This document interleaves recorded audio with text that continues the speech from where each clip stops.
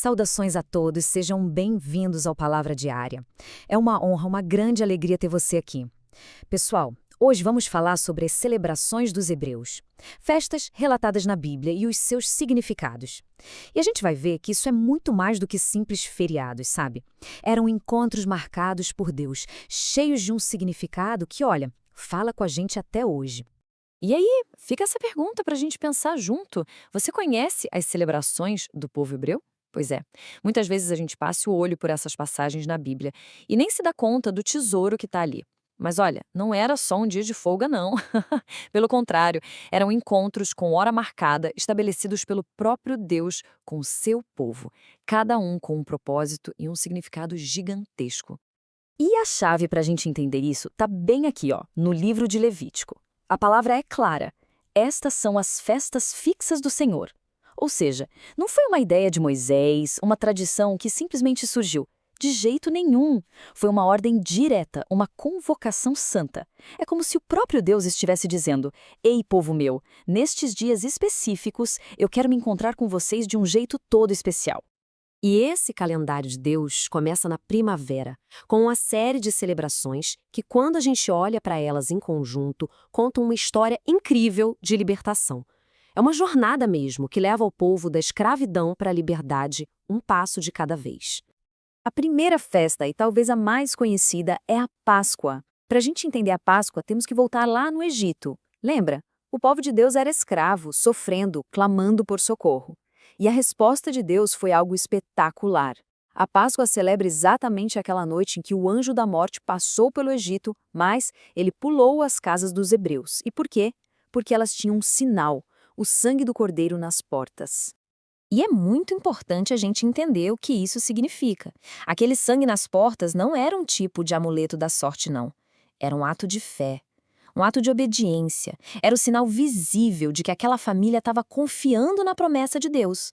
Aquele sangue representava a vida de um cordeiro inocente, que foi sacrificado para que o filho mais velho daquela casa pudesse viver. Que figura poderosa da salvação, não é mesmo?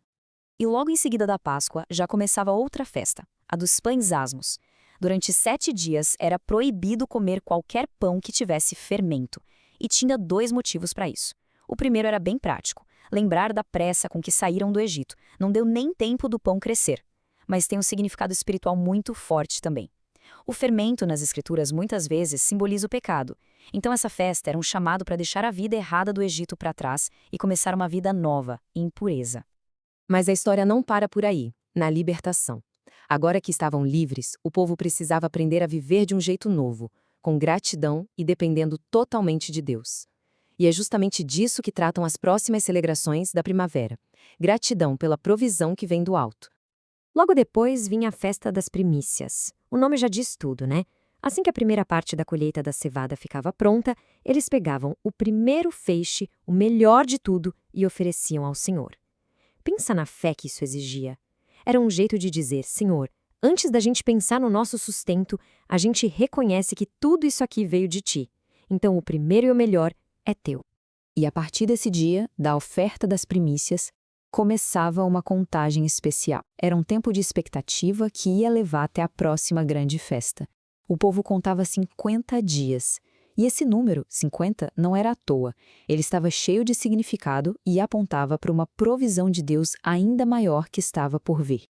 E quando chegava o 50º dia, acontecia a Festa das Semanas, que a gente conhece mais pelo nome de Pentecostes. Originalmente, era para agradecer a Deus pela grande colheita do trigo, sabe? O pão de cada dia. Mas o povo também passou a lembrar nesse dia da entrega da lei lá no Monte Sinai. E olha que coisa linda! Deus não deu só o alimento para o corpo. Ele deu também o alimento para a alma, a sua palavra, para guiar e nutrir o seu povo. Ok, então o calendário de Deus avança e depois de um intervalo a gente chega nas festas de outono. E aqui o clima muda bastante. O tom fica mais sério, mais solene. As festas de outono são um convite para olhar para dentro, sabe? Um tempo de arrependimento, de buscar o perdão de Deus, um momento de acertar o coração. E tudo começava com a festa das trombetas. Logo no primeiro dia do 7º mês, um som diferente ecoava por toda a terra. O som do shofar, que é um chifre de carneiro. E não era um som de festa de alegria. Era mais como um alarme espiritual. um chamado para acordar, um alerta para todo mundo parar, pensar a vida e se preparar, porque o dia mais sagrado de todos estava chegando. E essa progressão fica bem clara para a gente. Primeiro, na festa das trombetas, o foco principal é o chamado ao arrependimento. E o que o povo fazia? O importante era ouvir o som das trombetas. Isso era para preparar o coração, porque 10 dias depois vinha o dia da expiação. E aí o foco mudava completamente. Era o perdão dos pecados. A ação do povo também era muito mais intensa. Era um dia de jejum, de se humilhar diante de Deus, num ato de arrependimento sincero. Esse dia da expiação, ou Yom Kippur, era sem dúvida o dia mais solene de todo o calendário. Era o único dia do ano inteiro em que uma pessoa, o sumo sacerdote, podia entrar no lugar mais sagrado que existia, o Santo dos Santos, para se apresentar diante da presença de Deus. E ele não ia lá por conta própria, não. Ele entrava para interceder, para pedir perdão pelos pecados de toda a nação. Era um dia de uma responsabilidade e um significado espiritual imensos. Mas olha que incrível! Depois desse dia tão solene, o que vinha? Alegria! O calendário de Deus não termina com o povo de cabeça baixa, não. Ele termina em celebração, em festa pela fidelidade do Senhor. E por isso, a última grande festa do ano era um tempo de pura alegria, de gratidão e de estar junto, em comunhão. Essa era a festa dos tabernáculos, ou das barracas, e era uma festa sensacional. Durante 7 dias, todo mundo tinha que sair de suas casas confortáveis e morar em cabanas bem simples, feitas de galhos. Para quê? Para lembrar dos 40 anos que eles passaram no deserto. Para lembrar que, mesmo ali, Deus esteve com eles, cuidando de tudo. Era uma festa para celebrar a presença e a fidelidade de Deus e também para agradecer pela colheita final do ano. Com certeza, era a festa da alegria. E para manter todo esse ciclo divino funcionando, tinha a celebração da Lua Nova. Todo início de mês, as trombetas soavam de novo. Era um sinal de um novo começo, uma chance de renovar o compromisso com Deus. Era como se fosse o pulso, a batida do coração do calendário de Deus, que mantinha o povo sempre no ritmo e alinhado com os seus propósitos.